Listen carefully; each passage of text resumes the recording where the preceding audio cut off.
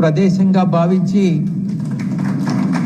ఇక్కడ తిరిగి ఈ ఆఫీసుని పునరుద్ధరించాలి అన్నటువంటి నిర్ణయాన్ని అమర్కి తెలిపినప్పుడు నేను అమర్ అందరం కలిసి మల్లా విజయప్రసాద్ గారిని కోరినప్పుడు ఆయన దానికి ఎటువంటి కాలయాపన లేకుండా అంగీకరించి మొత్తం ఖర్చంతా ఆయన భరించి దీన్ని పునరుద్ధరించడం అన్నటువంటిది ఆయన్ని ఈ సందర్భంగా అభినందించాల్సినటువంటి విషయం.